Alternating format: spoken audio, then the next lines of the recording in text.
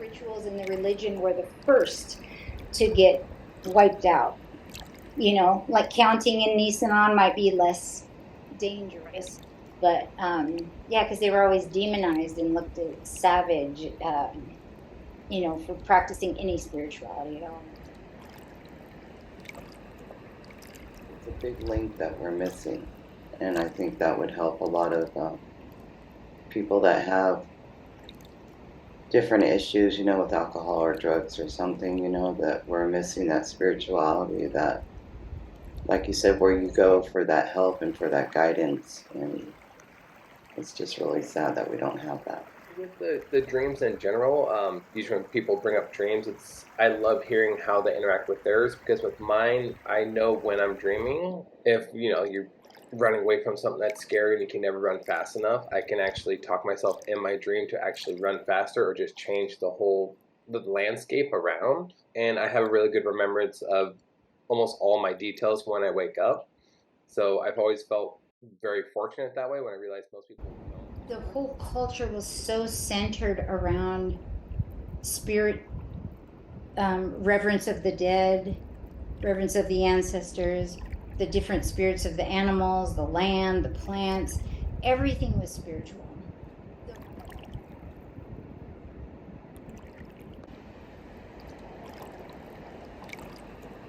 I think the women played a big part. I think they not only told about the men who were supposedly dreaming, but sometimes what they dreamed, they were the ones that really documented it. I've had dreams where my dad has visited me, my late husband, and then I have reoccurring dreams that I've had for years, and I still haven't made sense out of those.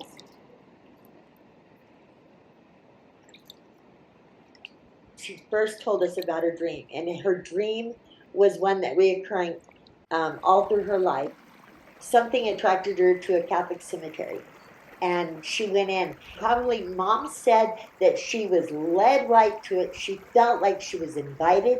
She felt that she had a welcoming. She walked in, and she said that she felt everything from the bottom of her feet out of the top of her head just lift. And she just lifted, and while she's telling us this, like I'm getting goosebumps right now, she felt totally rejuvenated and clear, and never had the dream again.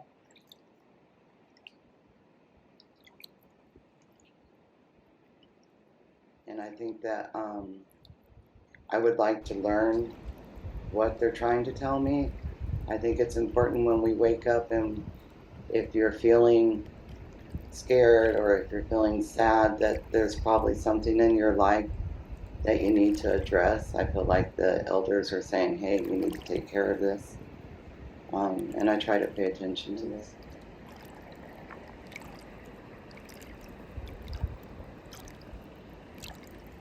Got to bring that back. We've got to search inside of ourselves and bring it back, because it's there. It's in our DNA.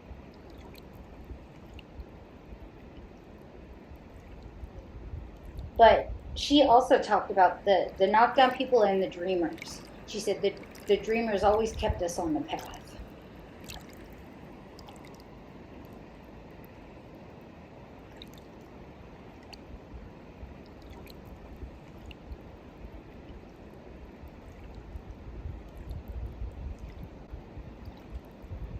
And there was a value of those healers or those spiritual people in the tribe. And I know that just from my limited knowledge that there were, our women healers were very strong here, and they used plants, but they always used that healing with the help of spirit. The dreams could be relied on for different things, and of course the connection with the ancestors and that knowledge. But until we put a value again on those things that are huge pieces of what the culture used to be, we could have a prophet or somebody in the tribe and never know it.